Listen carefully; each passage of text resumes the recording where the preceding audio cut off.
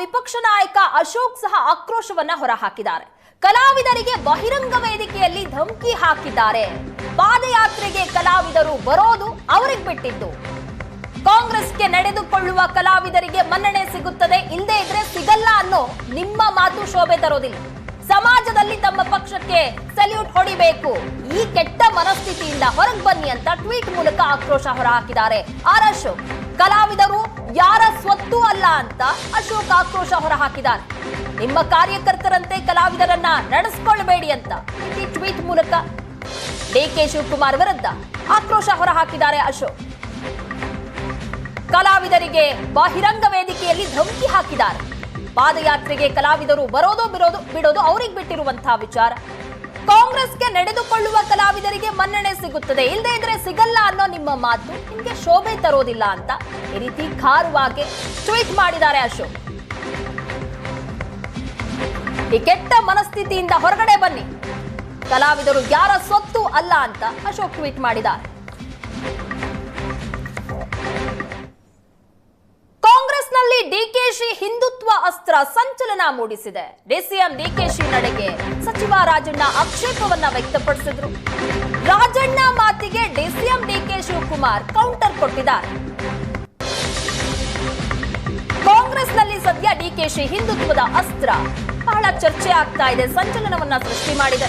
DCM DKShi ನಡೆಗೆ ರಾಜಣ್ಣ ಅವರು ಆಕ್ಷೇಪ ವ್ಯಕ್ತಪಡಿಸಿದ್ರು, ಅದಕ್ಕೆ ತಿರುಗೇಟ್ ಕೊಟ್ಟಿದ್ದಾರೆ, ಕೌಂಟರ್ ಕೊಟ್ಟಿದ್ದಾರೆ ಡಿಕೆ ಶಿವಕುಮಾರ್. ಏನೇ ಇದ್ರು ರಾಜಣ್ಣ ನೇರವಾಗಿ ನನ್ನ ಹತ್ರ ಮಾತಾಡ್ಲಿ, ಸದ್ಗುರು ಖುದ್ದು ಬಂದು ಆಮಂತ್ರಣ ನೀಡಿದ್ರು, ಹಾಗಾಗಿ ಹೋಗಿದ್ದೆ. ನಾನು ಎಲ್ಲ ಧರ್ಮವನ್ನ ಪಾಲಿಸುವವನು, ಎಲ್ಲರನ್ನ ಗೌರವಿಸ್ತೀನಿ ಅಂತ ಕೌಂಟರ್ ಕೊಟ್ಟಿದ್ದಾರೆ. Sadhguru is from Karnataka. He has been fighting for the cause of Kaveri water and soil. He personally came and invited me. He has a big following, doing some great work. Okay. When some programs are there, they invite us. Various MLAs were there of all political parties, leaders were there. So I've been gone there. It is my personal belief. So wherever we call, see, whenever in my constituency some 100 feet statue of Jesus Christ was been built by our local constituency people, then BJP called me Yesu Kumara. So when two MPs called minorities that they are butchers and they doesn't have anything in their heart, not even a single language, they called him. Then I said, you should not do that, they are our brothers. So I believe in all religion, all castes.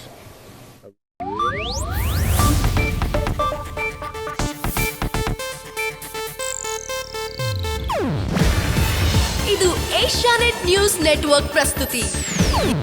ನೀವು ನೋಡ್ತಿದ್ದೀರಾ Asianet ಸುವರ್ಣ news.